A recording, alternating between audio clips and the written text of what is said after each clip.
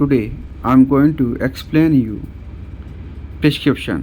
Prescription बहुत ही important topic होता है फार्मास्यूटिक्स सेकंड का, जिसके अंदर से कॉम्पिटिटिव एग्ज़ाम में एक या दो क्वेश्चन आते हैं और ये हमें लगता है कि काफ़ी इजी है, परंतु कई बार हमारे क्वेश्चन गलत हो जाता है। तो इसीलिए मैं आपको शॉर्ट ट्रिक से मैं आपको समझाऊंगा पार्ट्स ऑफ प्रिस्क्रिप्शन। फर्स्ट है डेट, जो कि मेंशन होनी चाहिए ताकि फार्मासिस्ट को पता चल जाए कि प्रिस्क्रिप्शन लिखने के बाद कितने दिनों बाद वह डिस्पेंसिंग के लिए या दवाई लेने के लिए आया हुआ है। और हैबिट फॉर्मिंग या नार्कोटिक सब्सटेंस के लिए प्रिस्क्रिप्शन को 2 इयर्स के लिए प्रिजर्व करके रखना होता है, तो प्रिस्क्राइबर को डेट ज़रूर मेंशन करनी चाहिए। क्लियर। नेक्स्ट है एड्रेस ऑफ पेशेंट, जिसके अंदर से आपका आता है name of patient, age, sex, address, ताकि एक्चुअल पेशेंट को पहचाना जा सके और चाइल्ड का पता भी चल जाए कि भाई ये चिल्ड्रन की डोज तो नहीं है। और कई बार इमरजेंसी के अंदर पेशेंट को कांटेक्ट किया जा सकता है या पर्सनली मेडिकेशन के लिए उसे कांटेक्ट किया जा सकता है, तो ये एड्रेस के अंदर आना चाहिए होता है। नेक्स्ट है सुपरस्क्रिप्शन।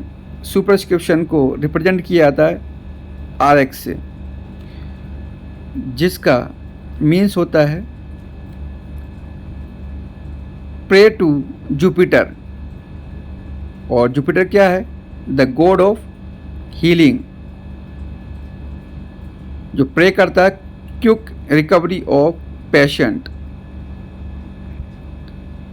क्लियर। कि किस लिए होता है कि quick recovery of patient, pray to Jupiter. Clear. ताकि पेशेंट जल्दी से जल्दी सही हो, ऐसी हम शुभकामनाएं करते हैं। क्लियर। और लैटिन वर्ड के अंदर मीन्स होता है टेक डो, means you take. Very important है, कॉम्पिटिटिव एग्जाम के अंदर कई बार आ जाता है। क्लियर।